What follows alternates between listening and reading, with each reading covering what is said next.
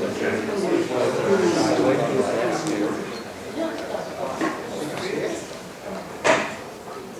anybody seen this picture also?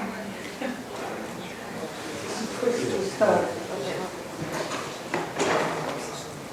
Okay, welcome everyone to today's colloquium. This is a spontaneous introduction of our own Renata Kallosh, who is a brilliant cosmologist and quantum gravity theorist who is responsible for a number of important breakthroughs over her long career, which started in the Soviet Union and Soviet times.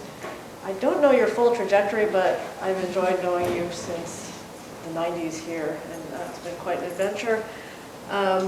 So she's going to share with us today, it looks like, some insights both on black holes and on cosmology. And Renata has a great facility for grappling with really complex subjects and making important progress in those. So, Renata. Hi, everybody. One of the reasons I'm giving this talk, because in October I gave practically this talk in Stockholm, where I gave an Oscar Klein Memorial Lecture in theoretical physics. And this was the topic of the talk, so I slightly modified it, and I'm happy to tell you about various things I was working on over the years. But most recently, so I was working on attractors in various situations in theoretical physics, in black holes and cosmology. And the part about black hole attractors, which goes back to '96, was by some reason extremely useful this previous year, when I have realized that there is certain symmetry which follow from existence of these black hole attractors, such that there was a mysterious story in quantum gravity at the for-loop level, where for-graviton amplitude was computed, and this was a for-loop computation of 82 diagrams, and each diagram was UV infinite, but the sum was UV finite. And the fact was known for 10 years, but there was not quite easy explanation, and it came partially because of this story with black hole attractors, which I'll tell you about. And the other part of this story has to do with cosmology, and I started working on cosmology about a decade ago.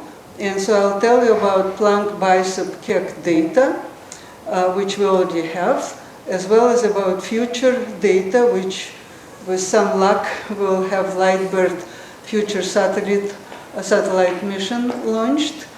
Very long waiting time, but nevertheless, some of our cosmological attractor models serve as targets for these future missions.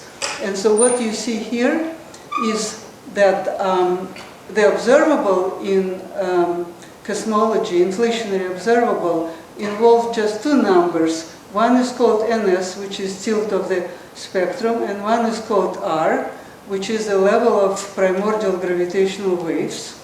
And what you see here involves this gray band, which are alpha-attractor models, and there are also discrete targets, which I'll explain, and so we just need the experiments.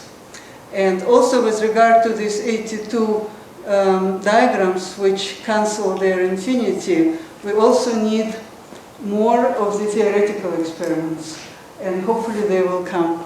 In this sense, we are looking, we have explanation of known facts both here and here, and we have predictions for future, and this is what I will explain.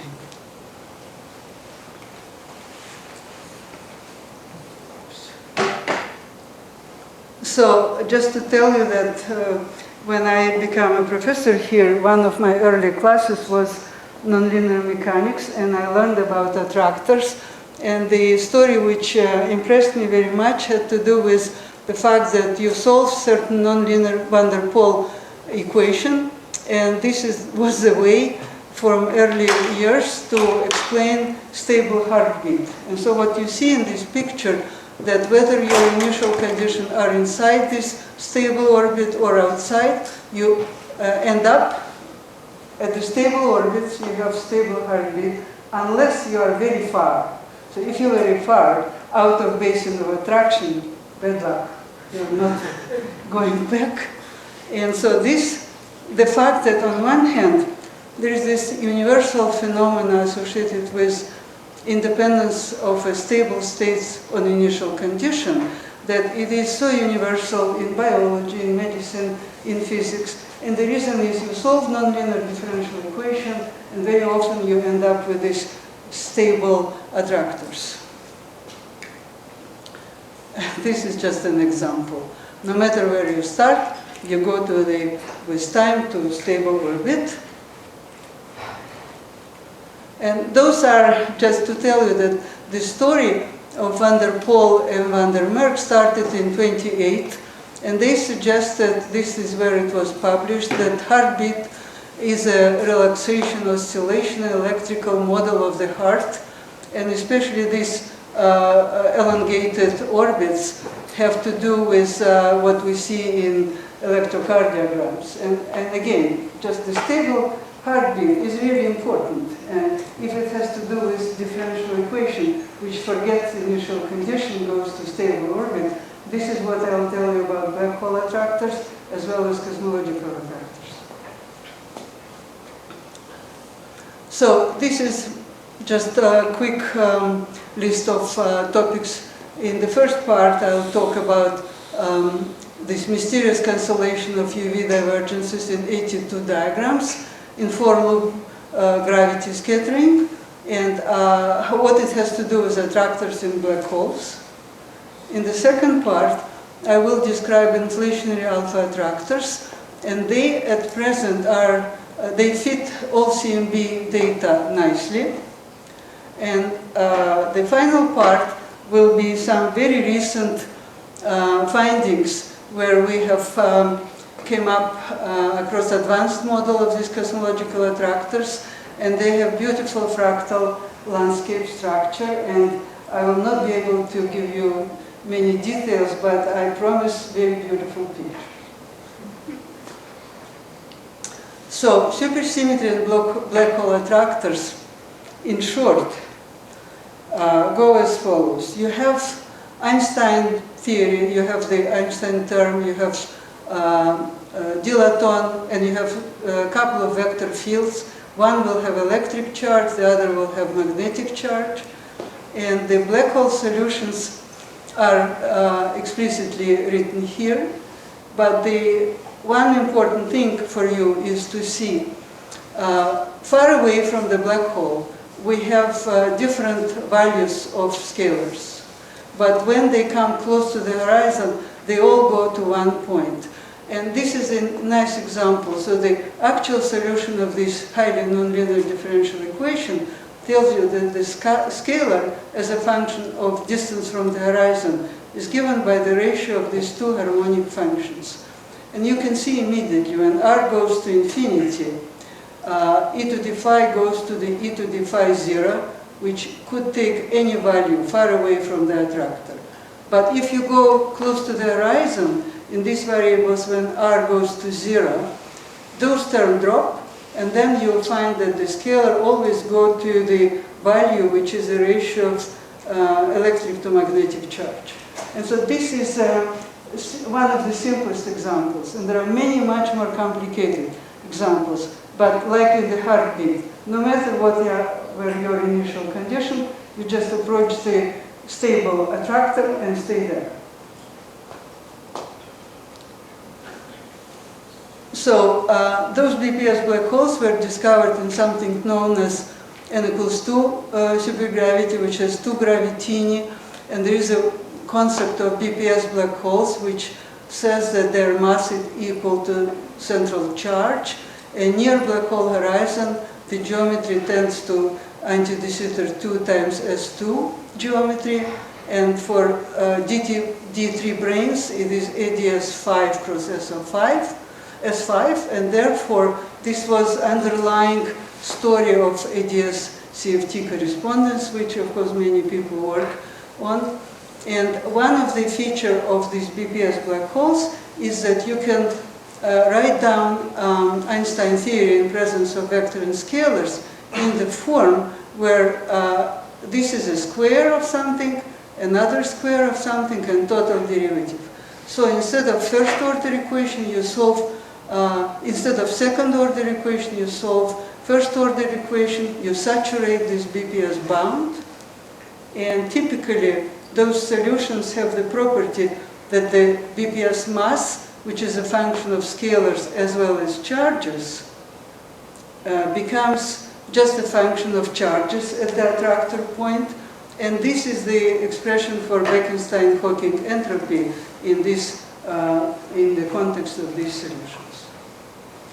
And so there are 1/2 BPS black holes, they have 1/2 of unbroken symmetry, and the supersymmetry is restored near the horizon. Now, the story which has to do with today's Feynman diagrams properties started in 2006, where we looked at maximal supergravity, which has n equals 8 attractors. There are 8 gravitini. And this story was quite surprising. We have found 1/2, 1/4, 1/8 BPS attractors, as well as non-BPS attractors. And it is these non-BPS attractors which are important in my story about the amplitude features. And for all of these non-BPS attractors, all 8 supersymmetries are spontaneously broken. So soon after our discovery of n equals 8 non-BPS black holes, Cerisoli, Ferrara, Nietzsche, and Marani actually found those solutions, and they were called Kaluza-Klein black holes. And those Kaluza-Klein black holes have all supersymmetries broken, but even more important property was the fact that they were not found as solution of standard, well-known 4-dimensional supergravity by Kremer, Julia, DeWitt, and Nicolai, but on much less known supergravity, which is 5-dimensional, reduced to 4-dimension, compactified on a circle, and it is just different. And so there are 2 different supergravities, which we call recently number type 1 and type 2. One has 70 scalars in SU8, whereas the other has 42 scalar, 1 which is a 5-dimensional circle, and 27 axions. So they look like totally different theories. On the other hand, it turns out that this is featured in any dimension. There are supergravities of first kind and second kind. And once you perform the quantization, which I did recently with Saint-Leban and Van Proen, you find out that sometimes you can prove that those 2 different theories are equivalent, at least at the classical levels. And sometimes there is no way to prove it. And this was the beginning of understanding of amplitude story.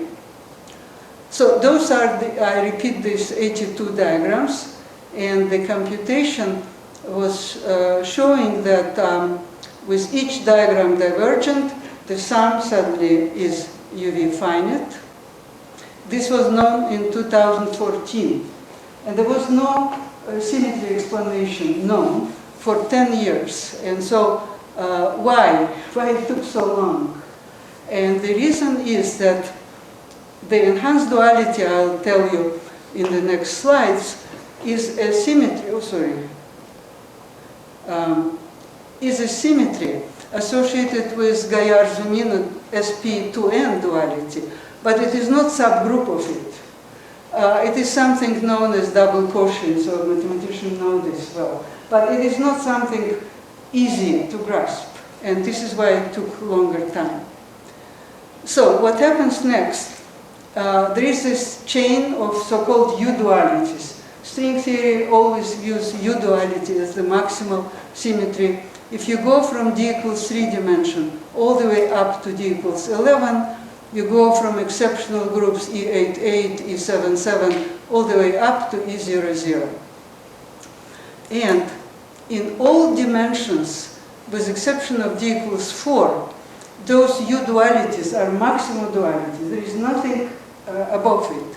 Except in d equals 4, Gaillard-Zumino duality exceeds U duality significantly. So E77 has 133 parameters. And over many years, many people use the consequence of E77 symmetry. And Lance Dixon was one of the first to do it, explaining why three-loop diagrams are UV finite.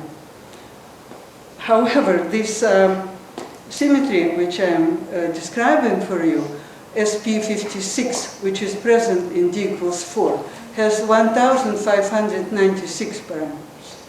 And this was never really used for anything until this very recent stage, where it became clear that the relation, so the most recent result, which I presented at Amplitude Conference in 24, was that in n greater than 4 supergravity, the relation between supergravity 1 and supergravity 2, which makes them quantum equivalent. And then it also requires that UV divergences in these 82 diagrams in n equals 5 supergravity must cancel. So the reason for existence of these two came from existence of BPS and non-BPS black hole attractors. And the next step were a kind of recognition that this is an important fact. So the computation in 2014 ended up by this name, which even in the review paper 2 years ago, they called puzzling enhanced ultraviolet cancellation, for which no symmetry-based understanding currently exists. And so, but now we know it exists. And I just put a couple of steps in the proof, that we start with classical Gaillard-Zumino duality. We perform quantization in symmetric and Iwasawa gauges. Then we use this double quotient construction. And after that, we still have to build the full Hamiltonian path integral, following Henault, Julia, and other people. And then we make this enhanced duality manifest. At this point, you look at the computation of 82 diagrams, which are announced to be UV finite when you take all of them, and then you see this is exactly what the symmetry requires, because it is a quantum path integral.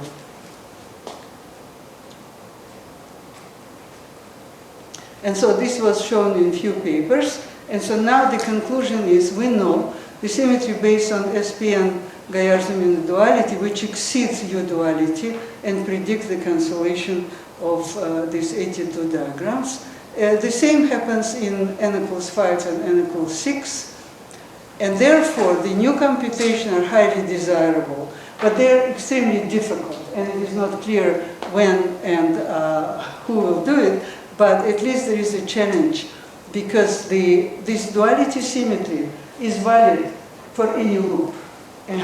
And therefore, the expectation is that because the explanation of cancellation for this for loop does not depend on number of loops, this suggests the possibility that n equals greater 4 supergravities might be one loop finite, but this remains to be seen. And again, so it will be a theoretical experiment. Supporting this or not, we will see. And now, if the cancellation trend continues, we will see that quantum gravity in 4 dimensions is special. And my next slide is about Paul Ehrenfest. And when I gave this talk in Stockholm in October, this slide was most interesting to many people. They came to me and they thought, is it really true? Yes, it is. There's a reference, you can read about it. So Ehrenfest's argument was presented by Professor Lawrence in Amsterdam in 1918, And Ernst noticed that if you consider Newton's law in higher dimension, then you will find that there is no stable planetary motion at d greater than 4. And our space is time x, y, z. This is 4-dimensional space. And this is the only space which, according to classical gravity, allows planetary motion. And there was also anthropic argument that we live in d equals 4, where planetary motion is stable and supports life. And then the story I told you about quantum gravity might imply that maybe there is a special role of d equals 4 in quantum gravity. This remains to be seen.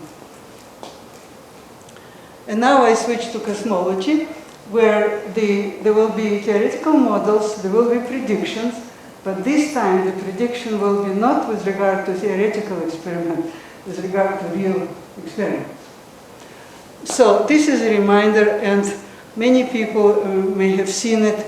It was a picture from BICEP 2014, and reminder is that in the very beginning we had an inflation, and nearly de Sitter geometry and slow roll parameters in inflation is a deviation from exact de Sitter, where we will compare models with available CMB data, whereas here we have a current acceleration, and the space has very close to de Sitter geometry, and one of the simplest explanation is that the cosmological constant is positive, very small, and constant. So this is the picture for the future satellite mission called LiteBIRD, a Japanese mission, and maybe it will be launched in 2033.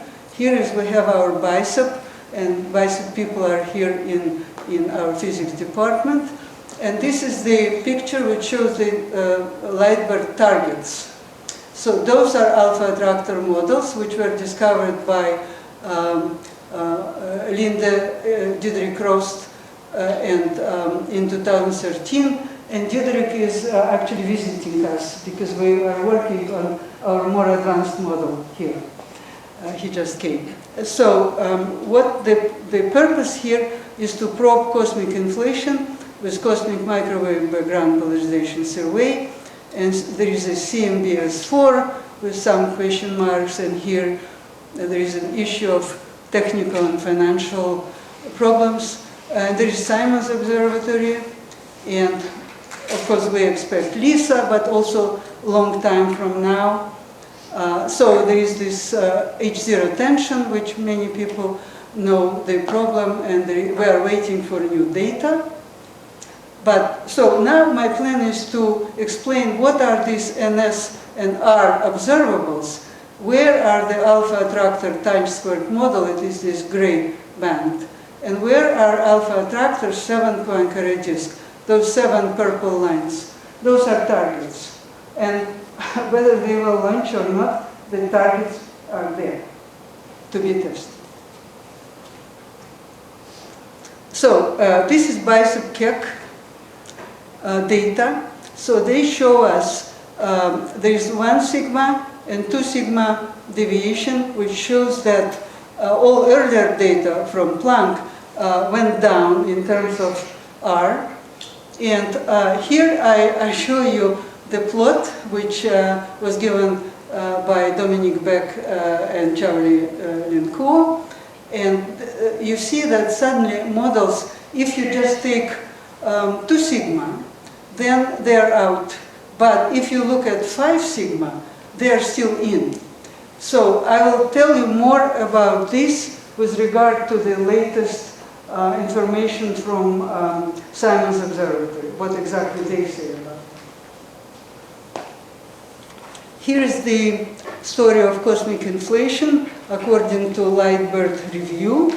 And so what you see here is that their goal is to measure tensor to scalar ratio with uncertainty delta R 001, including systematic errors. And if R is greater than or equal 0.1, LiteBIRD expect to achieve a greater than 5 sigma detection. And of course, much earlier, we may hear something quite important from biceps Keck, long before we will even know if LiteBIRD will fly. So what is this NS-R plane? Here it is.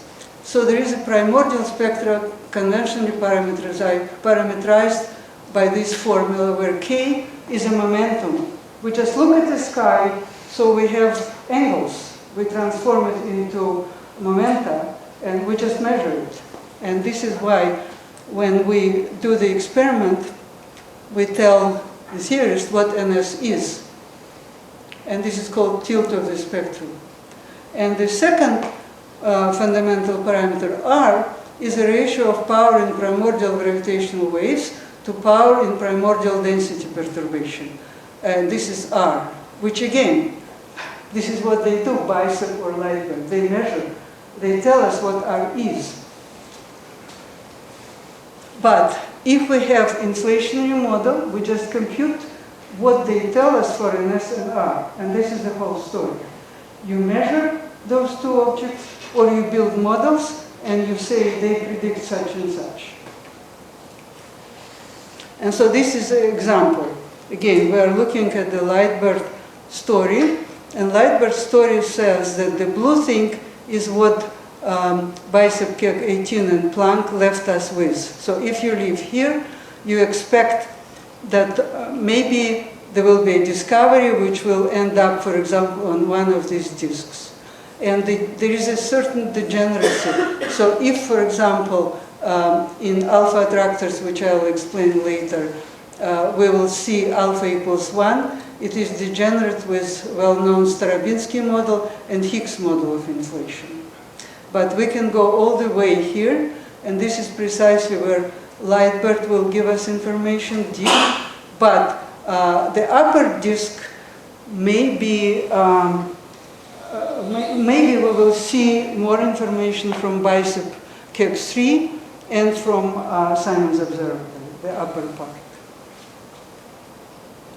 So just before I tell you about alpha-attractors and to make you less tired from everything I'm telling you, I'm just giving you, first of all, the description of Islamic tiling and Mobius symmetry and the part about art and mass. So the alpha-attractors have to do with this picture of tessellation, which led to the concept of landscapes and mindscapes.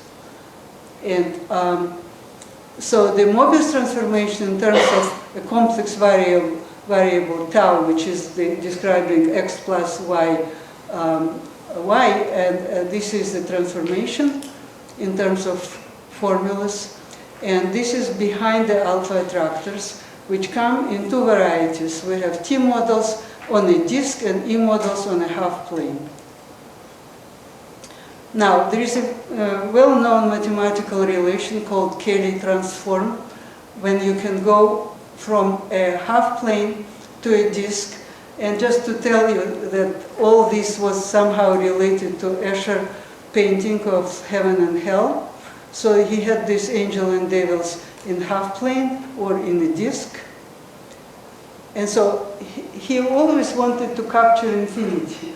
What it means, he was trying. So in terms of cosmological models, you can have kinetic term for scalars either in this form, or you can switch to canonical variables, and then you are getting this form. And therefore, you see phi squared is less than 6 alpha, and then you have a disk. Whereas canonical phi can go from minus infinity to plus infinity.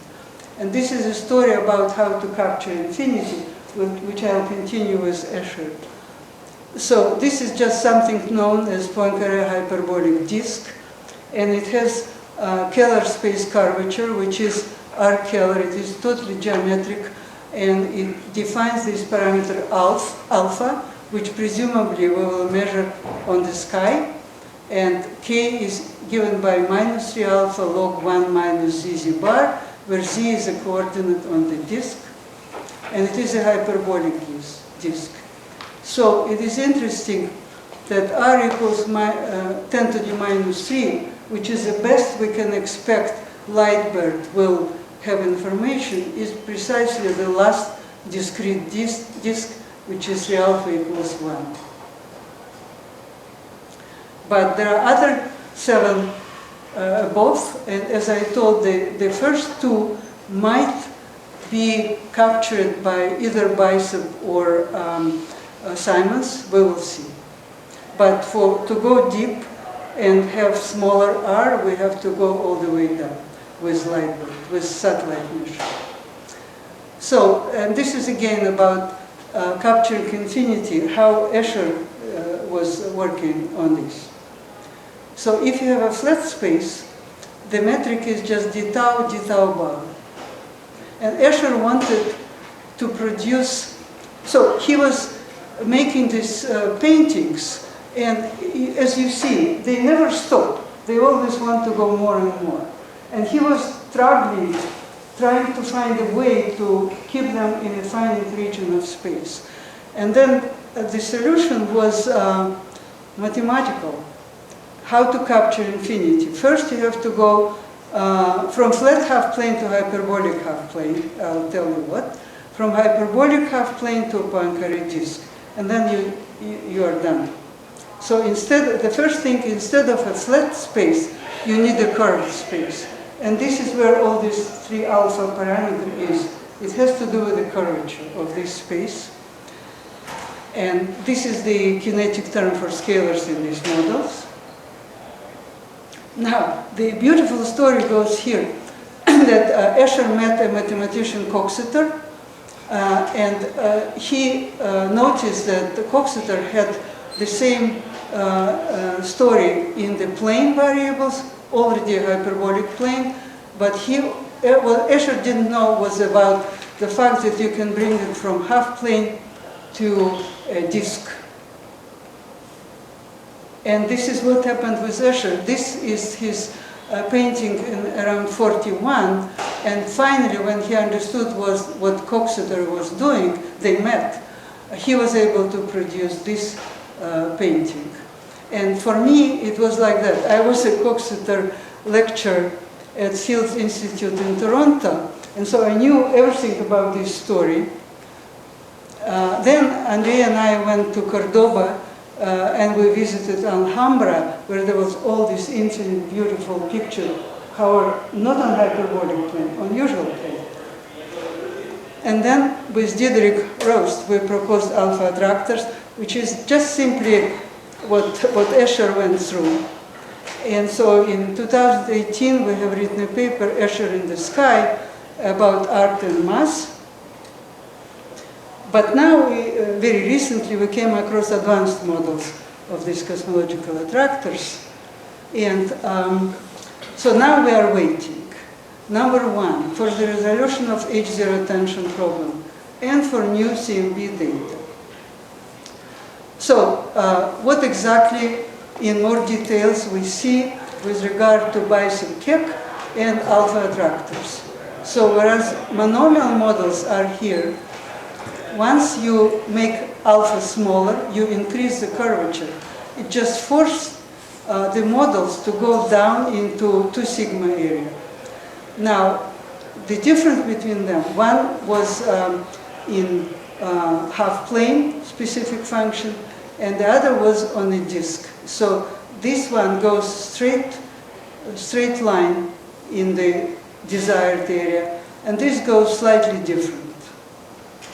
And this includes Tarabinsky, Higgs inflation, conformal inflation. There are many models here still waiting to be justified or maybe not.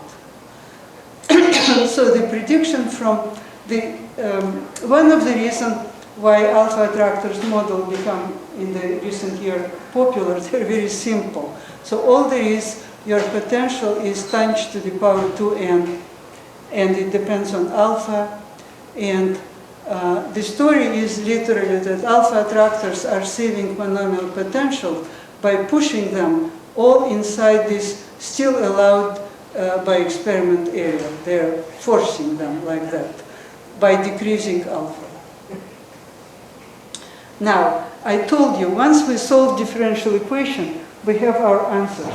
This is the, in alpha-attractor models, solution for R and for N.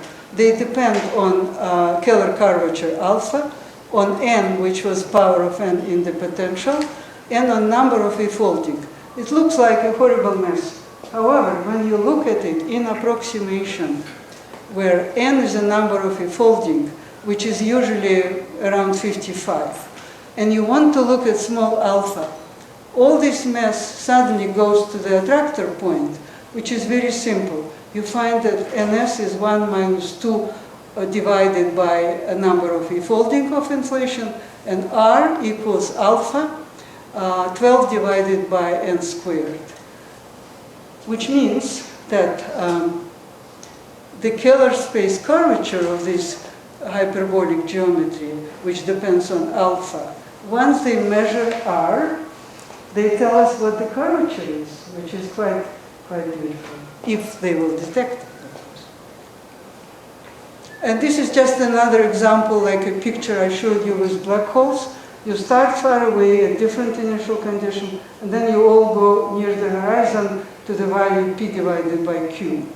And here the analogous story happens.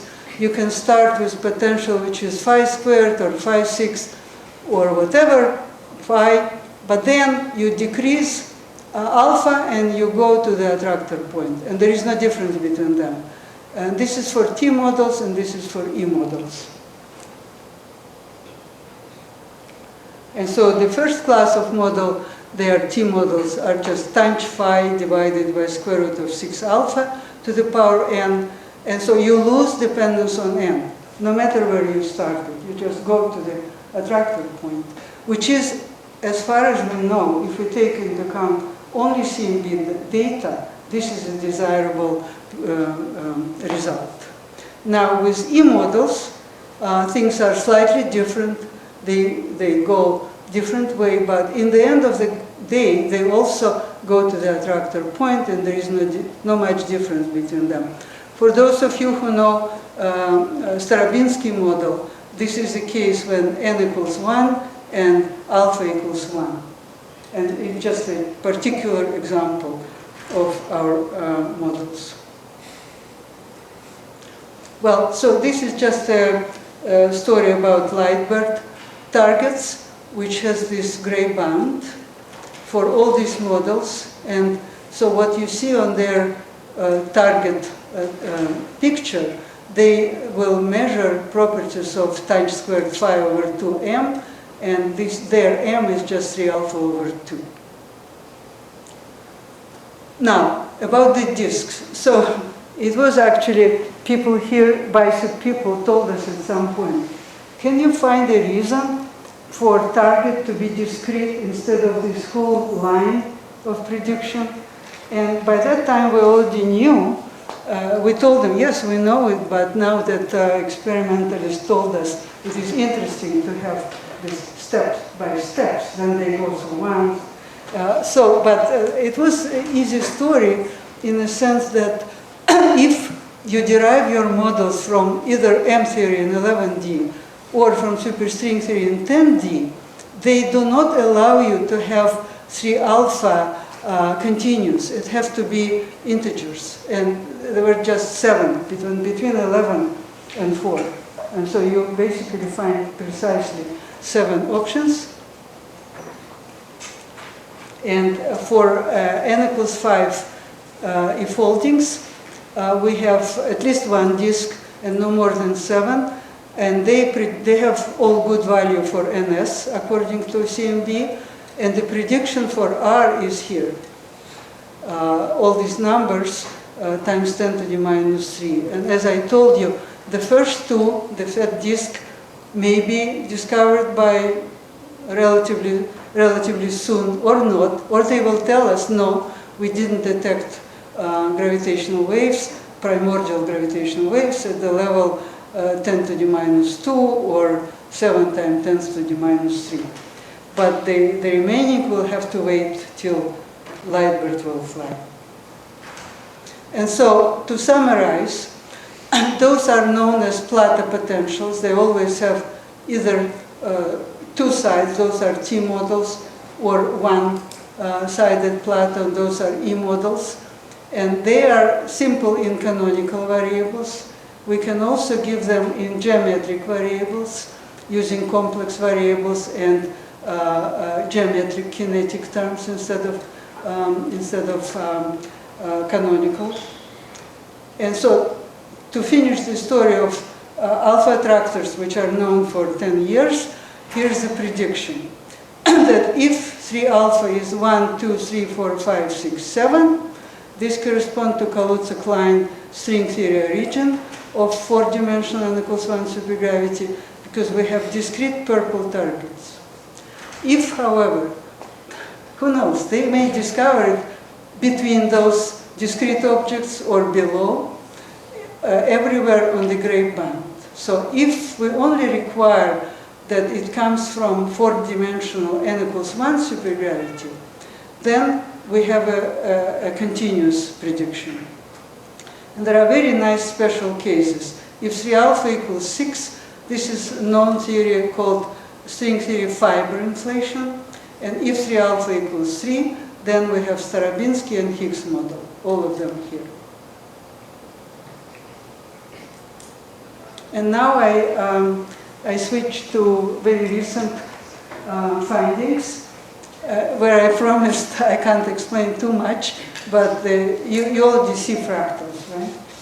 And you see nice pictures. So let me try to explain as much as I can. So here we seem to have infinitely many inflationary attractor plateaus. And the story is that the advanced models are different from previous models, which I told you about, by the fact that this Mobius transformation, which was the center of my attention when I explained all this Escher connection and SL2R symmetry, this A, B, C, D were arbitrary values, continuous. But the new models have this feature that they replace continuous SL2R symmetry, which is this Mobius symmetry. Instead, they say only discrete values of A, B, C, D are allowed. And then you suddenly see that the requirement is of SL2Z invariant. And therefore, you can use something known in mathematics as modular forms. Those are objects which are SL2Z invariant. And in this construction, what we found that it was known for many years, but it was extremely difficult to build a model because in standard supergravity, you have Keller potential and superpotential. But now that we have experience with KKLT construction of de Sitter vacuum, which we need for dark energy explanation, we know how extend supergravity by the extra function metric of the nilpotent superfield associated with uplifting anti-D3 brane. And this problem was solved. The other problem was how to make modular cosmology in agreement with the data. And although those models were studied for many years, but very recently, our friends in Madrid, especially Ibanez, whom we know well, he came up with a statement. Let's take from string theory modular SL2Z symmetry, and let's take from experiment the fact that we need Plato potential. And they suddenly came up with quite a successful model, and we made many more of them. We studied their property, and so now the story goes as we call it SL2Z cosmology, where all these parameters are integers, and they have many interesting properties, which I will quickly describe here. So in earlier models, 3 alpha was either continuous or discrete, but in new models, alpha is only discrete. So for the experiment, if they really come across discrete values of alpha, that would be a strong support. to ideas of symmetries associated with string theory and higher dimension in general. So, in terms of building blocks, I wanted to show you something which is known as Felix-Klein absolute invariant. So there is a function which depends on this complex field tau, such that G of Mobius transformed tau is equal to the original function. And then if you go to Mathematica has these functions, you see all these plots, and you see all the fractals from the very beginning. And so we are working in upper half plane with hyperbolic geometry, and again, there are absolutely gorgeous pictures here. And you just plot these mathematical functions. So these are G functions in half-plane variables, and those are in disk variables. And then we suddenly extract physics from all of these functions. And so the symmetry, SL2Z symmetry, means that you can shift tau by 1, which is translation symmetry, or you can do inversion symmetry. Instead of tau, you go to -1 over tau. And so all these functions have all these symmetries, and these symmetries, when you take Mathematica and plot them, that are the functions. Now, out of this function, we still want to build the potentials, and this is what we did. And so this is the short summary of earlier models, which, but the potentials were very simple, time squared or 1 minus exponent square or to power 2n. And this was the relation between those two. And the A, B, C, D were just numbers. Sorry, not integers. Yeah.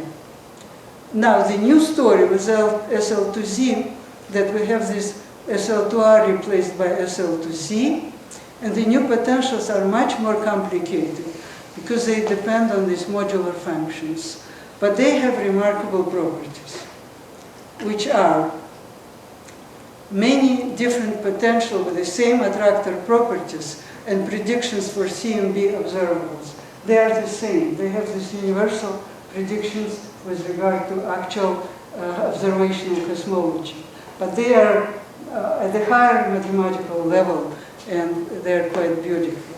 Then we found that they have double exponent behaviors of axioms, which has to do with the concept known as Google, which is 10 to the 100. We have found in these theories many times we suddenly have Googles, and then we do the computation, which is not so often in physics.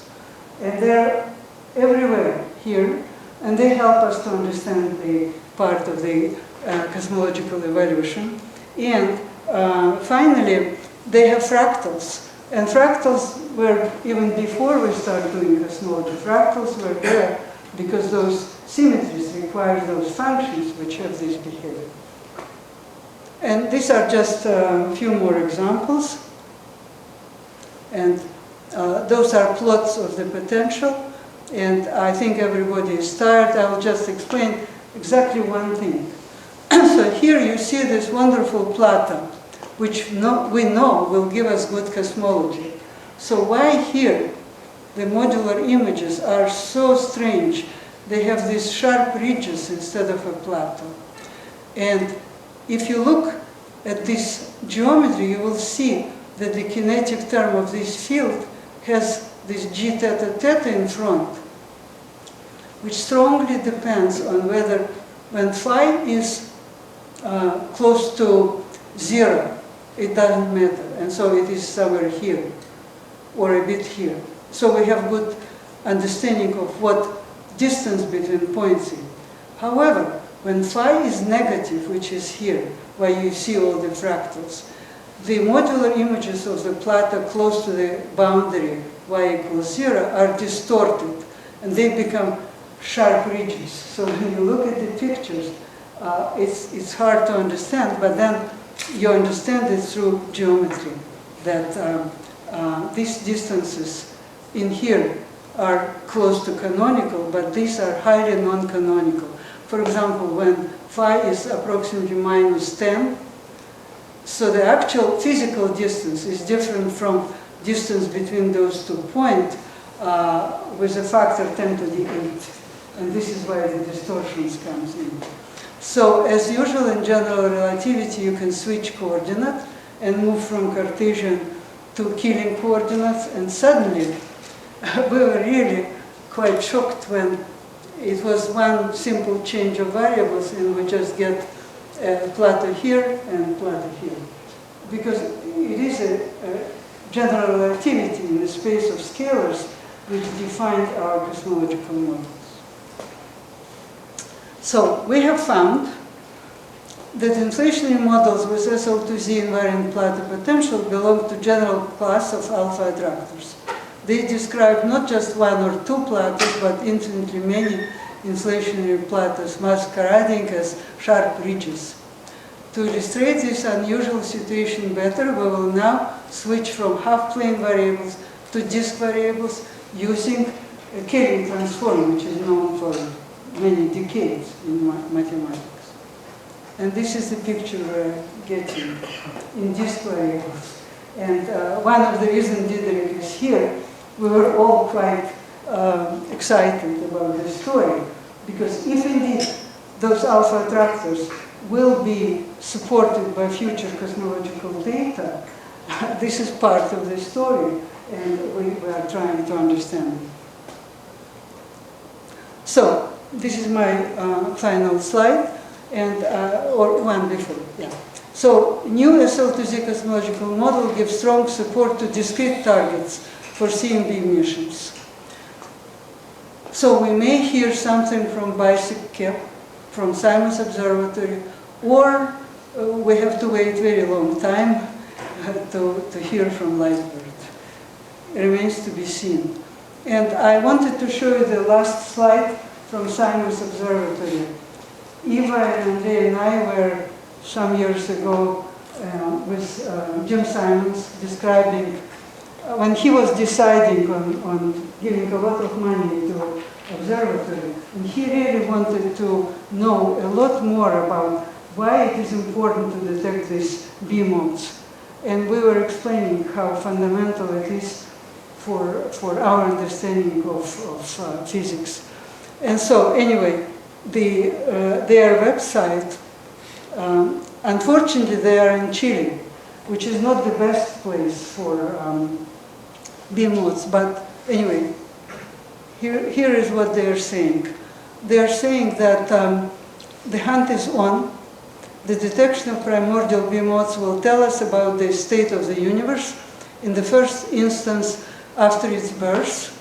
This is their picture. So they are saying that there is Simons Observatory nominal and Simons Observatory enhanced, and we will talk about what else they say, but I would like to notice that the spokesman, and this is just recent, were hot on the trail of a possible signal generated during the first billion of a trillion of a second after the Big Bang. And so I want you to leave from this colloquium with understanding that new experiments in cosmology are important. They may take place as different from, for example, particle physics, where we do not expect high energy accelerator too soon, but this, it may happen. And in particular, they say, we expect a 3 to 5 sigma measurement of primordial gravitational waves if R is greater or equal to 10 to the minus 2, improving to up to 10 sigma with enhanced Simons Observatory. If Simons Observatory sees no signal, this would exclude models with R greater or equal 10 to the minus 2 at more than 99% confidence. So I wanted to finish with this slide just to give you the feeling that, of course, the future satellite mission will take a huge time before they will take place. But this particular upper disk, they may become tested relatively soon. And I'll stop here. Thanks.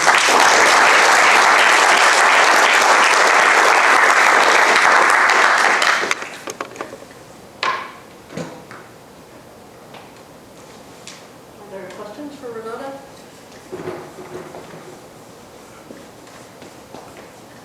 Can I take you back to the first part? I was a little confused about what the status of this symmetry argument is. So you said it explains the cancellations and it would appear also in more general cases. Yeah. But that you needed to do the computations in those more general cases. But if it's a proof by symmetry, Well, can't we be yeah. confident that... Very good question. So the prediction, the analysis of symmetry tells that you will see this cancellation for any higher loop. However, the actual computation was performed only for 4 loops. There is one case. So before I would say I'm 100% confident that when they will do this more complicated computation at higher loops, they have to find cancellation of infinity. I would say I hope they will, because my prediction works in the case which was already computed and for cases which were not yet computed. So the prediction is for all cases. But there is one highly non-trivial case where the cancellation of 82 diagrams took place and there was no explanation for 10 years, no symmetry explanation. And so it is very interesting what will happen. But I don't know what will happen. You don't know because there's some assumption that goes into the symmetry argument that you're not sure.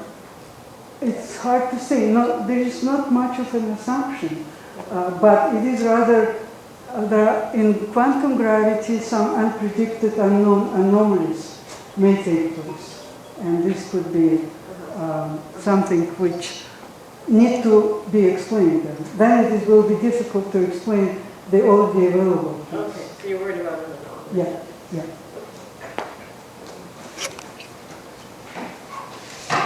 So people, please speak up. Yeah. I was wondering the extent to which supersymmetry is a necessary feature of these models and whether the failure to detect supersymmetry at LHC has any bearing on... That is an excellent question.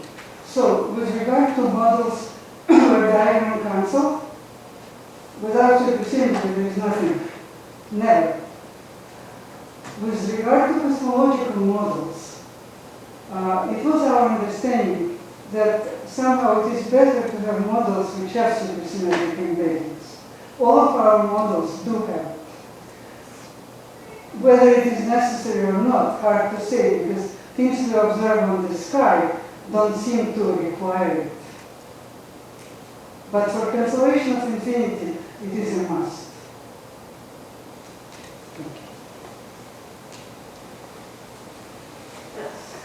So when you go to these SL2 invariant potentials, that's sort of motivated by symmetries of string theory, which might produce some of these functions. But are the functions that you were showing, do they come any more directly from string theory, or are they just in the class of things that are... This is an excellent question. And so, in fact, when I was recently in Andrea and I were at things in Abu Dhabi, and a few people asked me precisely this question. Is those potentials which we already found, are they motivated? Are they unique? Do you have more of them? And my answer was, so far we found certain examples. They were not derived from string theory, but some people told us must be many more examples. The surprising fact that, like in all attractors, here is nothing depends on the choice of the potential. So even if we will find more, it is likely that they again will just give us the geometric feature follows from the fact that they are alpha-attractors. And this is precisely what we are trying to understand. We don't have an immediate answer, and literally today we discussed what kind of other potentials. I know your work in Kaklunovsky in early years, where you came up with a SL2Z symmetry, which was strong indication of possibility that this symmetry is behind non-perturbative string theory. And this is what I think Ibanez started with. let's try to use this symmetry, assuming that this is a feature of string theory we want to keep. And then let's add Plato, which string theory can't make. So we'll just use part from available observations. And then suddenly we have models which do not depend on our choice of SL2Z potentials. We change the potentials. We still have, as in this heartbeat, remember, they go to the stable orbit. And so it looks interesting in terms of how things will develop, both with computation amplitudes as well as in real experiments in cosmology. But we have time to work on theoretical models. Thank you. Okay, great. If there are no more questions, let's thank Renata again.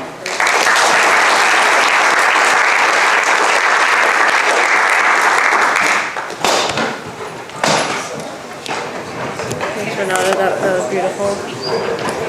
No way I decided.